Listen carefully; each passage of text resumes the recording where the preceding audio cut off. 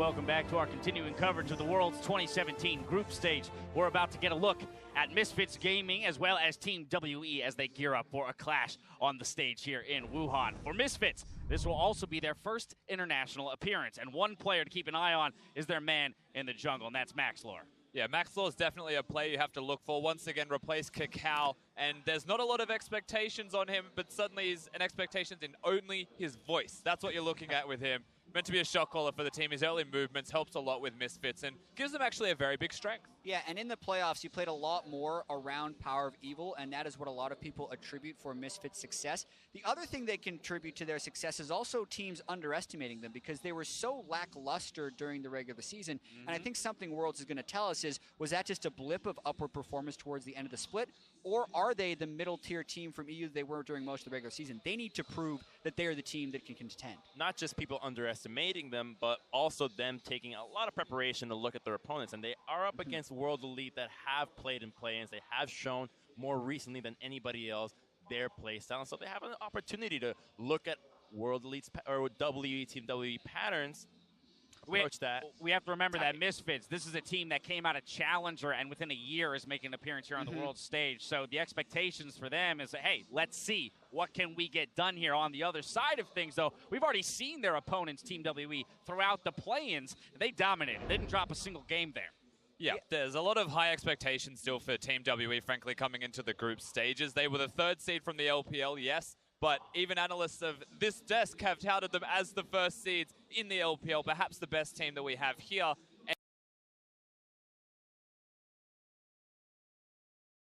And even though we saw them in play-ins, I didn't think we really saw them push to their limits. Their early games were weak, their late games were still fantastic, and here, with better early game teams potentially up against them, there is a real chance to exploit Team WE. Well, before we hand it off to the casters, we'll hear Maxlor's take on playing Best of Ones. So I've never played Best of Ones, but from what I'm told, you kind of have to, you can win some games just through cheesing, which some people or a lot of teams might do to get out of group stage, which is a smart strategy. I guess that's what I'm told, right? And we have to stick by it. Fortunately, we have Power of Evil on our team, and he was in Unicorns of Love. During the Best of One times, they were like the king of cheese. So we just listen to our Lord and Savior, and we'll make it through groups. I'm not sure that's exactly the setup, but that does bode well for how they generally play. I like the story, though. I've been heard of this legendary cheese strategy for Best of Ones. This is also the guy that in their third game against Unicorns goes, nah, I'm going to play Kane now. And if he knows anything, he knows a thing or two about cheese. I like surprise tactics. Surprise tactics, for sure. Well, we'll see how surprising it is now. Before we get into Champs League, let's check out the starting lineups, of course. On the blue side, we have a Team WE. In the top lane, a 957, a jungler, Condi, mid laner, Shia, bot mystic, support, Ben, and Coach Om. Meanwhile, their opponents on the red side, it is Europeans representatives, Misfits Gaming. In the top lane, Alfari, their jungler Maxlor, mid laner Power of Evil, AD carry Han Sama, support Ignar, and their coach Hussein Boosty. And these guys, the Misfits, right, they set their one-year plan of let's go to Worlds, and they're at Worlds now, so update the plan. Do well at Worlds, right? A lot of the success that we saw from them recently was around that mid lane. You know, Maxlor was on screen there. He was a big part in kind of camping for Power of Evil, and that was very successful for them within Europe. It certainly was, up until they went up against G2 at the very least. And the big thing about Misfits that many analysts have praised them for is their ability to prepare and capitalize on the weaknesses that they identify from their opposition, because individually, many analysts argue that they don't have a lot of star talent. They don't have like a Bjergsen or a Sven or even a Condi, for example. Like that, they're a very strong team, but now they're here at Worlds, and as you said, updating their Worlds plan, this is where they walk away looking to be remembered. Well, Ignar's still getting things set up on the Misfits side, so he'll be getting things going soon as we move ourselves into the game. On the other side for him, Ben, the support of Team WE, and the thing for them is that Zero has also been played, so a small surprise, I'll say, in the starting lineup with Ben being here, but expect to see Zero at some point during the tournament. The teams do go back and forth. Now, Ben, he played the vast majority of the regular season during the LPL, and during the play-ins, arguably he had a worse performance than Zero did, who played much less games. So that's why it's a bit of a surprise, because many people expected them to bring in Zero to be that leader, one of the big facilitators for Team WE, but they still have confidence in Ben, given that they've spent so much more time playing with him. Yeah, and a lot of it oftentimes comes down to the very recent performances in that day's scrims, right? We'll have to see how it actually performs here on the stage. In the early game, you know, some of the guys that you already mentioned here, Condi is such a big player. It's such a fun jungler to watch for me whenever you guys, you know, want to tune into the LPL. This guy is one of the best, if not the very best, that they have to offer. Extremely versatile, and even on this team, that's not really a team focused on early game. He has huge early game plays, and he can really do a lot, you know, to control that in combination with the laners. I'm extremely excited to watch Condi play. I had the opportunity to chat with Maxlaw about him going up against Condi. He goes, yeah, I think he is a really good jungler. I have a lot of respect towards him, but I still think I'm one of the best junglers in the world, and Condi's simply a stepping stone for me to go up against some of the Korean junglers. So he's going to have to back up some of those words today, because Condi, he's no pushover. I was going to say, he may be unfamiliar with best of ones, but he is not unfamiliar with relentlessly trash-talking his enemies, as far as I know, in Europe. So Maxwell, certainly a character, and we'll be looking to bringing Power of Evil up to speed. We've kind of talked about the carries on the Misfits side there for WE. We mentioned Ben. He's going to need to be playing hot, and Condi's going to need to be doing well as well, because as almost always, Mystic is ready to be enabled once again. Definitely we have a lot of eyes on Mystic, because this guy has had very high performances and proven himself. In the play-in stage, though, of Worlds this year, he did have some mistakes. He did stumble a little bit. You know, there were even mechanical mistakes that we're not used to seeing from him, like backwards Xayah ultimates and stuff like that. So definitely going to be a close magnifying glass on him, considering the meta right now and considering his standing. And we talked about Power of Evil being one of the big carries for Misfits. Already Team WE showing their respect towards it. Orianna being banned away, one of his biggest comfort picks, but also a bit of a target ban towards Ignar. He did bring out things like the Blitzcrank, like the Thresh, very well known for him within Europe. I do like that ban away from WE. Have clearly done their homework. Misfits take away Kalista, who continues to stay in her exclusive club of 100% presence. And Rakan actually banned away from Ben. So a couple of supports being targeted here. And Gnar will actually be the final ban there for WE. And the most surprising one to me is that Blitzcrank. Because you mentioned, yeah, it's his target ban. Ignar had a lot of success on it. You have to have a lot of respect for that in the current state of the game, with Ardent Sensor, to ban out of Blitzcrank. And they just want to remove some surprise options. Even if they feel maybe that it's a low percentage chance to turn the game, they're getting that one out of there. But think about what's left available right now. Sejuani, Jarvan, Tristana, Lulu, Janna, so many strong free for all, everybody grab them. Yeah, that whole 100% pick ban is now very heavily going to be affected when there are so many power picks available, and I'm expecting Misfits to go full the Sejuani Tristana right now. Big comfort picks, especially for Hansala, and I think that is very important for him, especially a rookie on the international stage. And with the Cogmore ban and that Jarvan pick there for WE, I am a little surprised to not see Xayah being pushed up higher, especially for Mystic, but maybe WE think that the preference is on something like the Triss, so we'll see what Misfits lock in here and see what WE get on the back end. There's the Triss, so if WE read it right, they will get Xayah, which has been a big pick for them all tournament long. Yeah, Tristana, as you mentioned, Vedius, you know, we often see it picked into Jarvan. So many options, so many answers for that one, whether it is a top lane or a jungle Jarvan.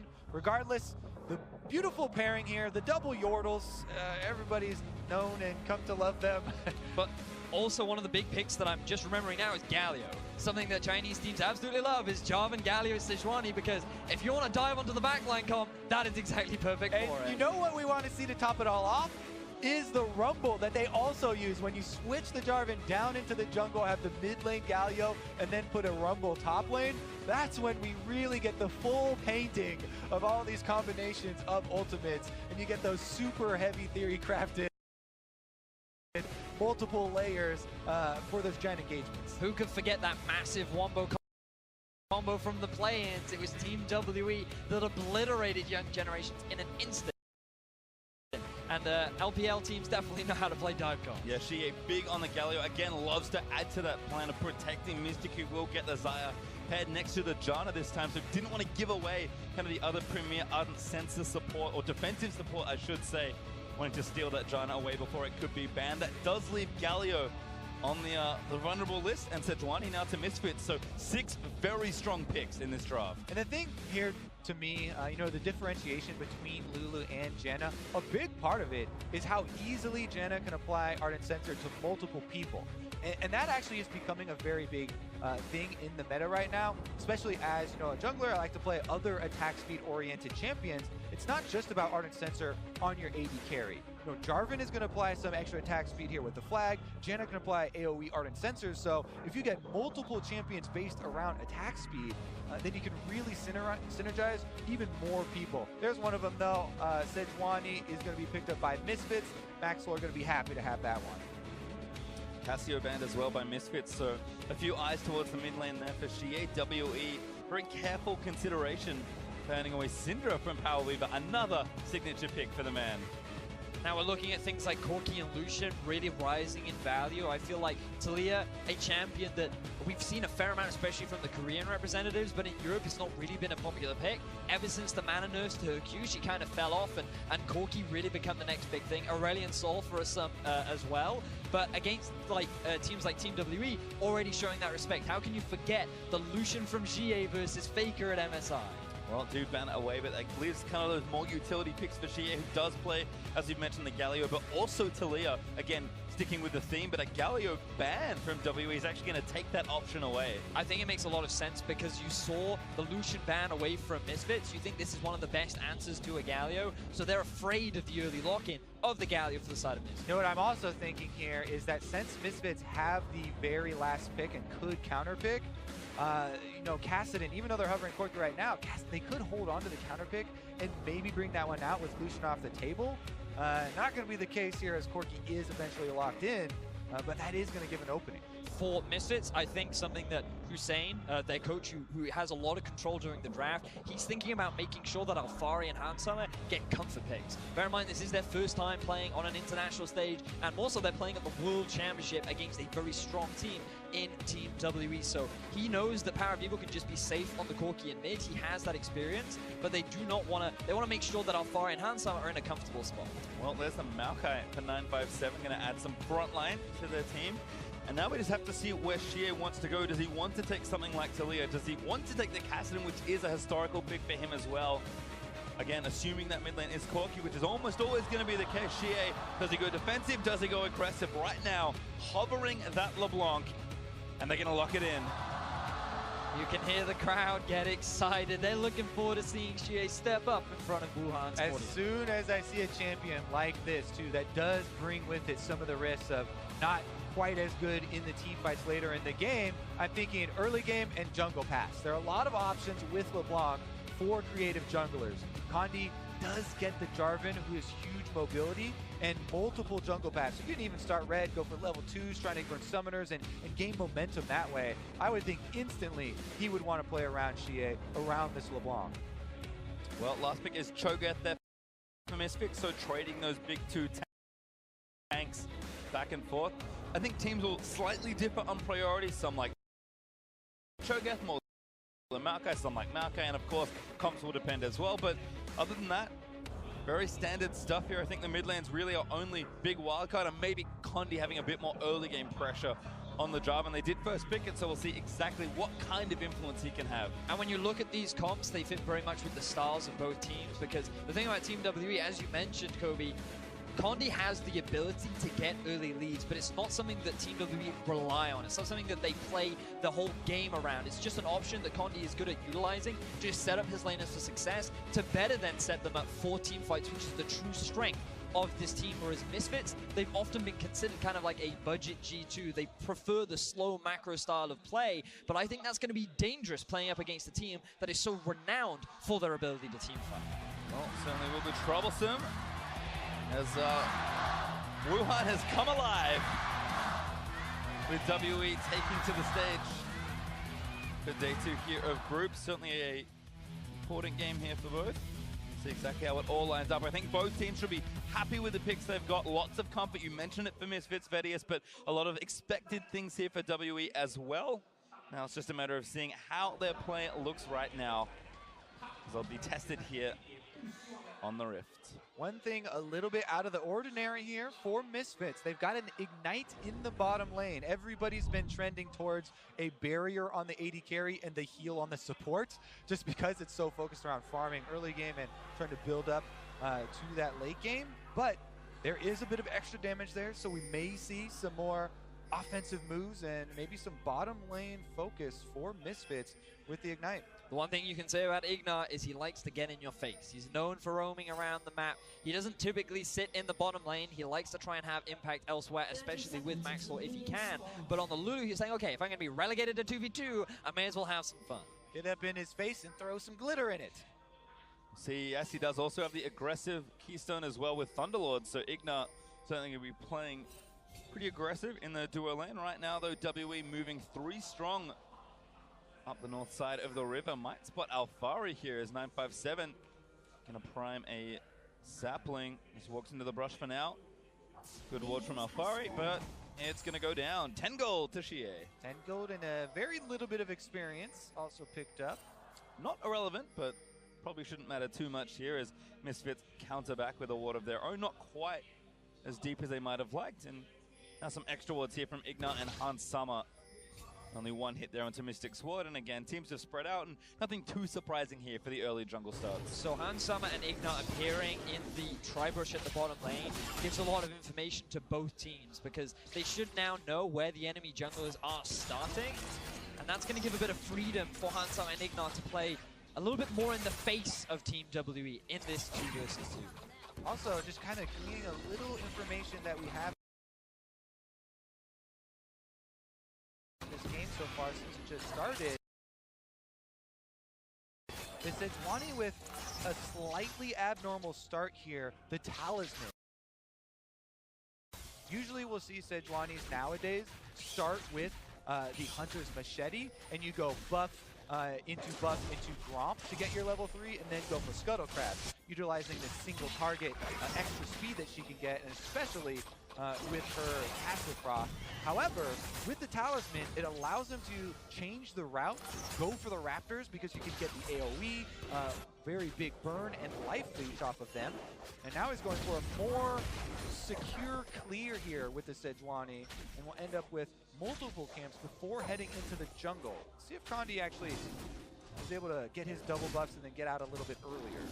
It is important to note that both junglers starting on the same side means they end up on the same side, looking to maybe make something happen here in the bot side. Maxwell will take down the Scuttle Crab very easy for Sejuani with the Permafrost. And now going to move back onto blue buff again, kind of emphasizing what you just said, Kobe. Very safe start here for Maxwell. Exactly. Even though he's going with a bit bigger of a clear, trying to get the Raptor camp and the Wolf camp early on so that they respawn earlier for him, he wants to get the Scuttle Crab vision for his pushing bottom lane before returning to the blue buff here. So Maxwell, a pretty efficient route considering he was also able to check the boxes here for the bottom lane. We talked about Ignar and the Ignite and the Thunderlords.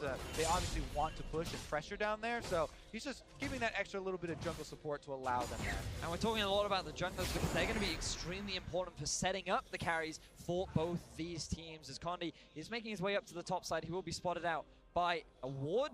And it looks like he's just going to back away. But yeah, backtracking to these junglers, they're going to play a key role in setting up some of the core carries of both these sides. And when you look at Misfits, you're thinking of a player like Power of Evil. And for Team WE, you're thinking of players like Mystic. Yeah, there are some stats for you on the screen of two of the big damage percentage contributors here for each team. Power of Evil, we talked about, he was also receiving a lot of jungle attention from Baxlore and really getting off to a good start, which allowed him to put in a lot of these numbers.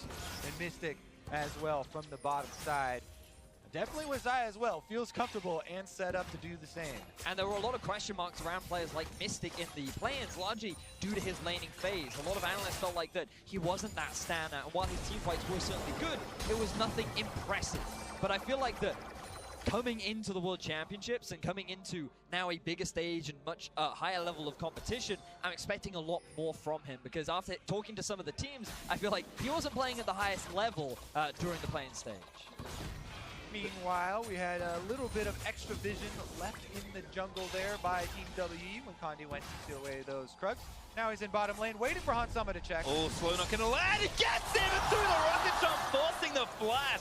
Very cute play from Condi. And Summer a little bit quick to jump there. Didn't quite time it properly. He didn't get the buffer correct, which means that he still ends up getting knocked up. He's now going to lose both of his summoner spells in the 2 versus 2. And we talked about the impact of these junglers on these carries. Mystic now going to be in a much favorable position. Yeah, can't really get away from Jarvan, and Condi with a very successful gank.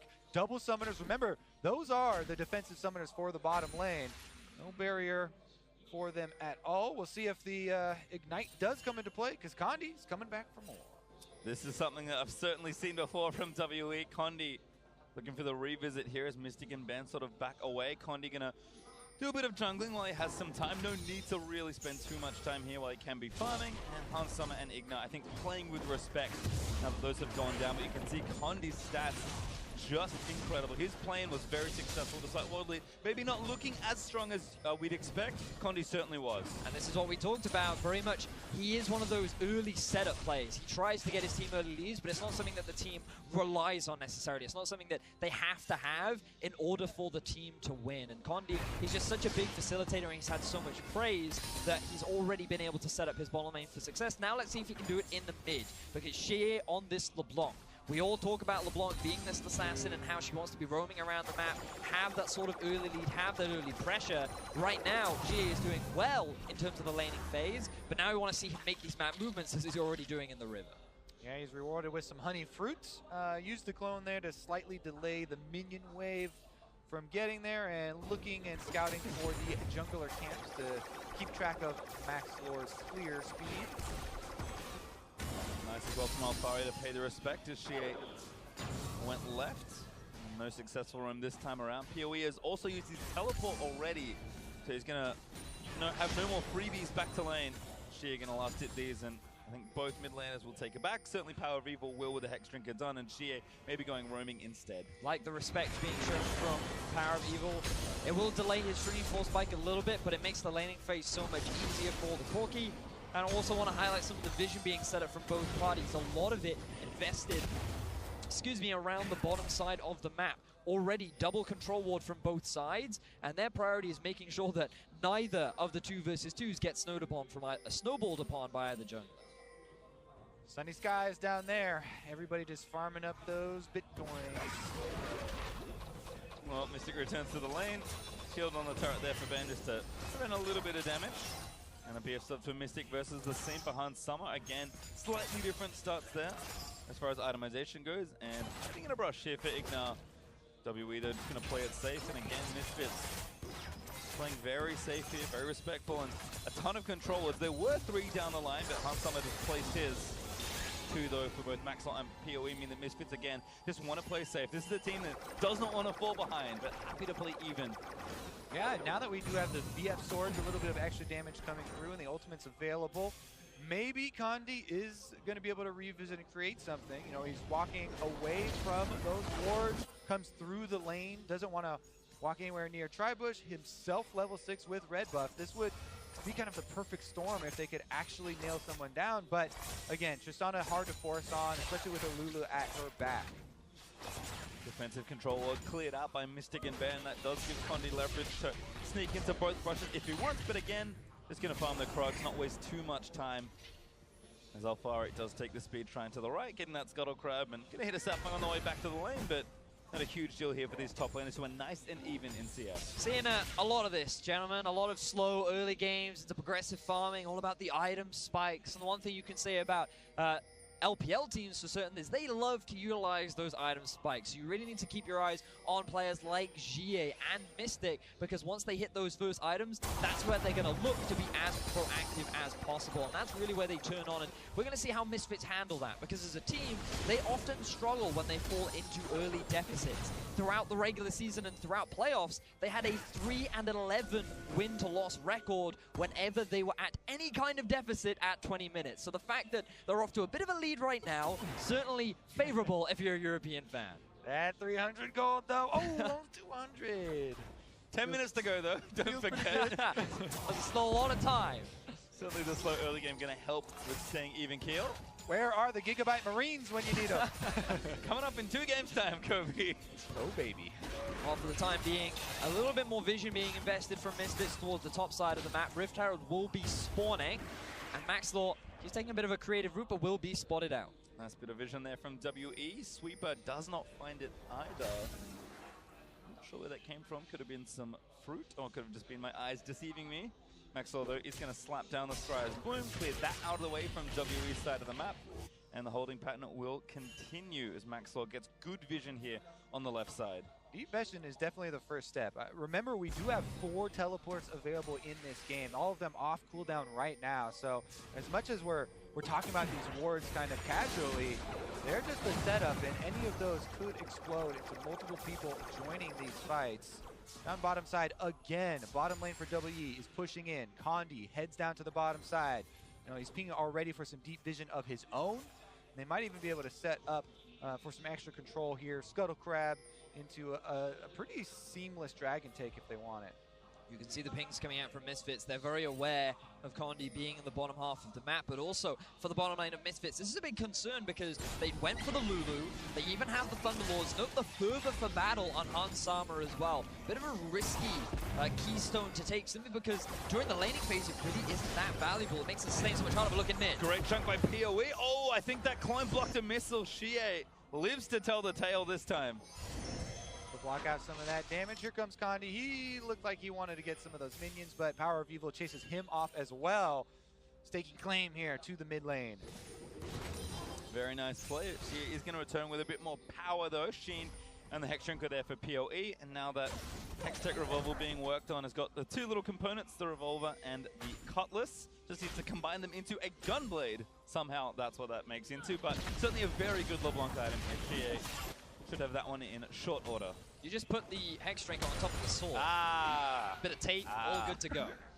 But again, we're always looking at this vision, we're always looking at the potential for possible TV flanks, and you're also looking at some of the objectives that are on the board. Unfortunately, it is another Cloud Drake, not the highest of priority for either side, but also, again, like, it's a little concerning that Misfits bottom lane is struggling so much after that early gank we saw from Condi and Maxlaw. He hasn't really tried to mimic any kind of pressure. His focus has just been farming up and trying to get those items as fast as he can. Yeah, I mean, I believe he's still, to this point, dealt 0 damage to champions, as he hasn't really interacted with anyone on the Sejuani. But we do have the Ardent Sensors coming through now, boys. Riveting. As those have been completed, we get the extra attack speed coming down for more damage.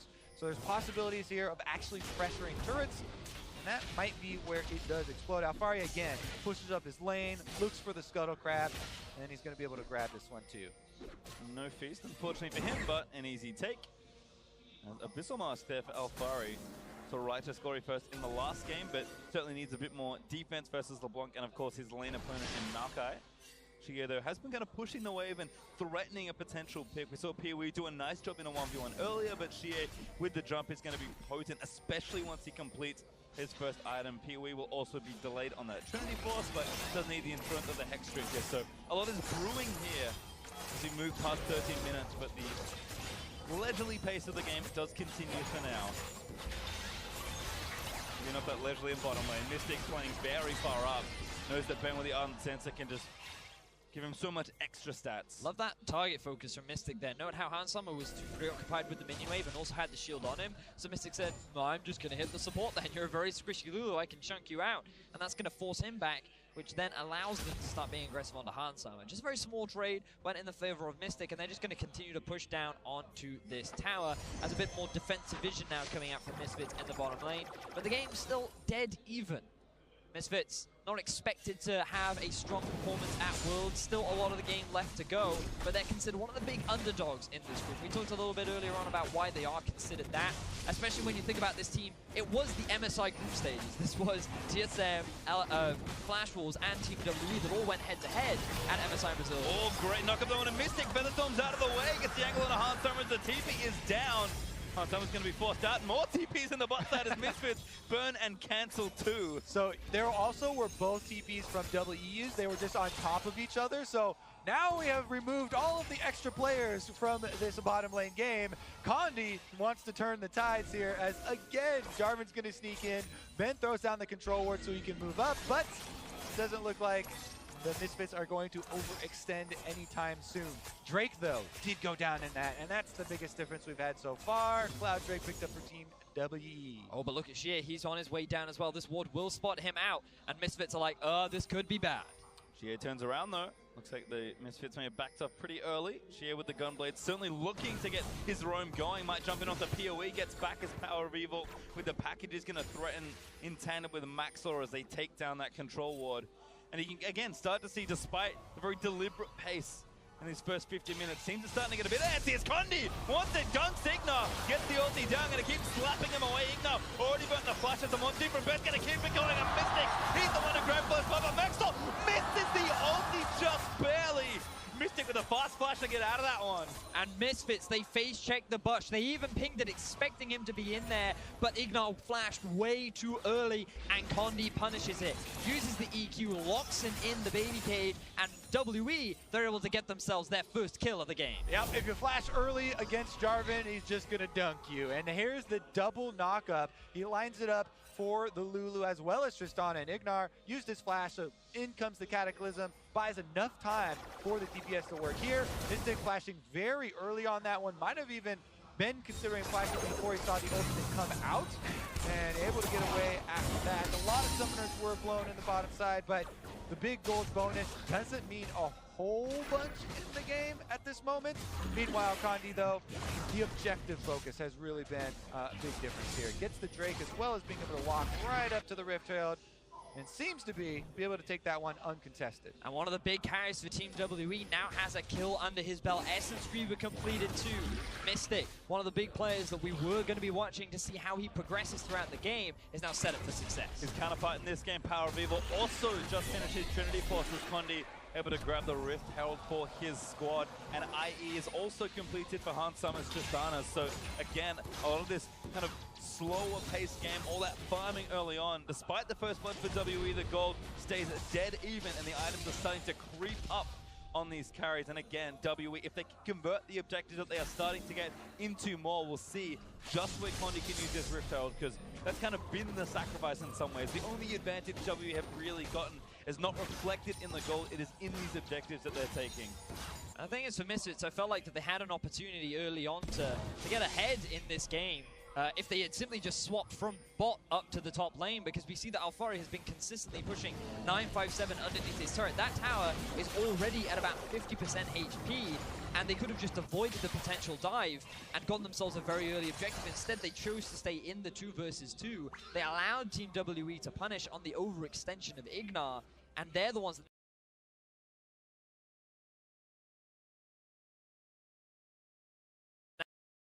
now have the Rift Herald. They're the ones that are setting up to get themselves the first tower of the game. Setting up for this blue buff as well, as one to get stolen away by Misfits. Not up right now. In fact, Shea is lining up a dive instead. Is spotted on a ward, and Power of Evil is hot on his heels, but Shea dives in, gets Ignar with the 10, and that's going to be a kill. Great focus on the summonerless Lulu right there. And that's going to be the first turret as well without the Rift Herald being expended. So WE can keep that one in their pockets and try to chain this momentum. So often in this meta right now, when Ardent Sensors are completed, as soon as one turret falls, they can then swap the AD carry and support to another lane and chain outer turret takes. But WE don't even have to do that. They're still pushing in the same lane. And you can see with that extra attack speed, Zaya having her own buff as well, they almost instantly melted. Who needs the other lanes, Kobe? Just going to take the tier 2. The Rift Herald hanging out. Oh no, Shelly. With Rift Herald down, they might even go for inhibitor. They're going for it. Condi going to threaten again. Has the ultimate ready. Maxwell also rank 2 ultimate for himself. Rift Herald charging in. A bit of chunk damage there to the turret. But not going to be enough. The bottom lane of Misfits is struggling. They chose not to swap. They chose not to try and equalize the turrets. And instead, they stick around, and a great roam from GA extends the lead once again. Now, 2 of the big carries for Team WE are sitting on gold. They are really far ahead. And they're the ones that are extending this gold lead to 2K in favor of Team WE. And now, as we said, they can rotate their support and AD carry to try and keep up that pressure. Look how close it was, too. The breaking point for the top and mid turret here for Team WE, both of them are extremely low. Misfits would like to collect some of that gold, but GA has got the flash, but he doesn't need it just yet. The damage is almost there, but Ignar with the ultimate keeps him himself alive. That was very close. So close. You can see him Single on 14 digits HP. there Yeah, before the single regen digits. came in. That was close. Big play from Shea. Almost resulted in another kill. That would have slowed down Misfits significantly. And it still may well do, because Hansam, he doesn't feel confident enough to push by himself anymore. He hasn't tried the corrupting potion too. I didn't see if he used it, but I wonder if that was the difference maker. That's how close that was. And you can see Misfits with a deficit. Vedius, you mentioned this before, but when they are behind, it is not pretty. No, they really struggle to know what to do when they're in a deficit, largely because this is a team that's very controlled. They like to play the calm, calculated game, and when they have the lead, they know exactly what to do. But when the tempo isn't in their favor, it ends up in disaster, and they don't know how to react to the pressure. Yep, currently they're up on the top side of the map, looking to knock over that top turret. It looks like they will be able to get it, and at least get some of this global gold for themselves, so not too far behind, but WE right down mid lane. Yep, gonna try and take down yet another turret. Condi and Maxor having a battle. Condi not gonna get stunned just yet, gonna rejoin his team as Alvaro's been stunned up. Rudo on the mark, that knockback for the Arcade's back, and chains on chains on chains. Gio takes him down, Featherstorm. He's gonna force Maxor to flash out of the way. With the front line here chunked out and taken down, Team WE might be able to really open up this map. One more minion wave annihilated here. And there goes that mid turret. Great punish from Team WE, finding themselves a pick that actually resulted in a kill. Another one going over to Shea right now, and they add a turret on top of that. Team WE displaying their dominance over the rookie squad of Misfits. Yeah, Misfits got to be a little bit worried now with this deficit really increasing. And something you guys just brought up was kind of what do they do at that stage of the game when they start to lose control? Here's another look at how it happened to Afari. Literally just trying to walk up and get behind the turret. But again, we saw so many of those invades from GA where he was placing these wards. I believe that's even his control ward that he went in with one of his LeBlanc roams to the bottom side. And that was really in an area of control there for WE. They were really powering through the bottom side. But you're exactly right, Kobe. The point you were just setting up was that often Misfits are a team that utilize the Baron a lot. They're very focused around in the mid-game, using it as a means to either force fights or force the enemy out of position, try and take advantage. And against Team WE, that's kind of a gamble, especially when you think back to Condi during the play.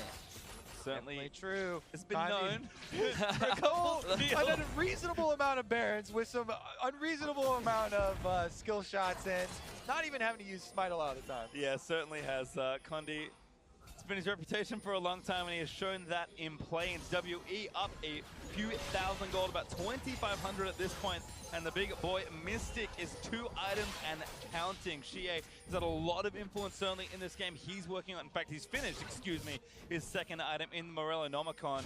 But watch this, Zaya. Mystic is only getting stronger and stronger. That is quite the CS lead he's built as well. And there's a reason WE play around their bot laner. Oh man, yeah, the CS really funding this build here. A lot of the spikes from Zaya even come earlier. You don't even have to have the Infinity Edge yet for those crits. So the cooldown reduction applied after just the first seal item is completed really allow a big DPS increase for her, because a lot of it comes from that blade collar and from the combinations she's able to pull off. But as you said, already a BF sword into the next item here. It definitely could be a Mystic show. Bunny's going in, that's a knockup, gets Ignore instead. Hazama tries to get up, but he's still got rooted by the Zaya. A double kill from Shea! Bounces the Qs back and forth through Misfits, and now Alfari, he's caught in and amongst the rest of WE. There's another kill as Maxwell dives to Shea for the triple kill. Misfits get obliterated by Team WE. Fantastic play from Shea. 5-0-0 right now on the LeBlanc, and their eyes are on the Baron. Fully loaded ring there as well for him. 10 stacks. Baron should go down shortly for them, and Team WE are out to the race. Well, this Baron should go over. Condi has a smite to spare, and Maxwell's dead for 15 seconds. Alfari cannot make it into the area from bot lane. WE secure the Baron. Team WE, they're putting on a clinic right now. Fantastic performance, punishing these slight mistakes from the bottom lane of Misfits, and just not afraid to run away with it. I mean, Misfits, yeah, they were running up to their own control ward there, but face first with Condi, and once again, Condi starts it off. He initiates, opens up this window for Xie to go in, get the double execution on the back line, and then they chase down the extra kill here. And I was thinking that, oh, maybe Misfits could still win the team fights later because LeBlanc, she really struggles to kill the front line. She's not a great tank killer, but the job is made so much easier. She just kills the back line right from the start. You lose Hansama, you lose Ignar, and you can just see when you add on top of that an overfed Mystic, it's very easy to just shred through this Misfits lineup. Yeah, LeBlanc getting some last hits there, but Mystic still putting in a lot of work. That is an obscene amount of damage at this stage for a team fight, as Ben's going to sweep through a few wards and WE continue their pressure. Mystic took down the top outer just earlier, so he's got that point also opened up, and Misfits, thank goodness they have a solitary tower, because WE were on track to perfect game them otherwise, and now assaulting the tier 2 in mid. Yeah, in addition to this Baron buff, when your AD carry in this meta is pretty much a full item ahead of the enemy AD carry, and 2 levels, definitely difficult. And again, still have Baron, which I did forget briefly, looking to pressure things down. Power of Evil. It's a face full of feathers there from Mystic, who flashes the flare. Gets the big shout from the crowd as well. Hansama jumps out, the Lulu ultimate is used, and Team WE are inside the base. Going straight for the throat here as this bot inhibitor turret does fall. Bot inhib is soon to meet the same fate. And Misfits are starting to struggle as we approach the 30-minute mark. PoE's got the package, he wants to make a play, but there is no play to be made, it feels like. Ooh, they're engaging. All right, never mind. Condi, oh, he's going to go back in. He traps Maxthor in and amongst the Cataclysm. It gets himself out of the way. A rupture is very nice and knocks up to the front of it. Snipes the backside for his 6th kill. Alfari gets flashed on and taken down by Mystic. The crowd is going wild as Team WE continue their assault through the Misfits lineup, and already at 26.5 minutes into the game, they're looking to end it. They're going to go for it. They've got Baron up for a minute 30. They've got a couple of crits. One turret falls, a tornado delays Power of Evil. Ultimate from 957. He's going to bring it home, and WE, under the roar of the crowd here in Wuhan, will win their first game of group stage.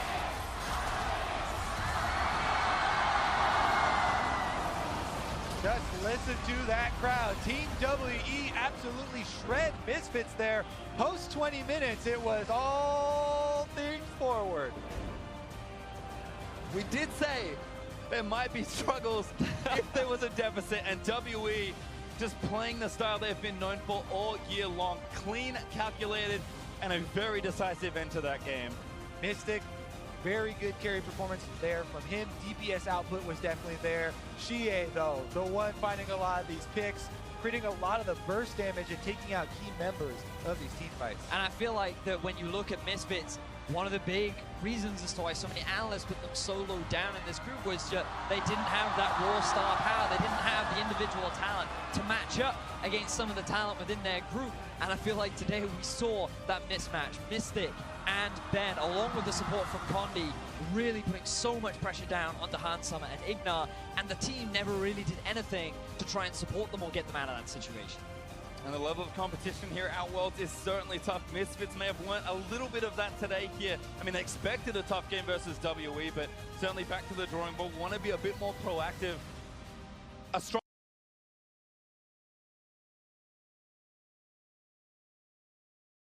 showing in the early game, but it just felt like they were kind of waiting and hoping WE made a mistake, and this is not a team that makes very many. That's the thing.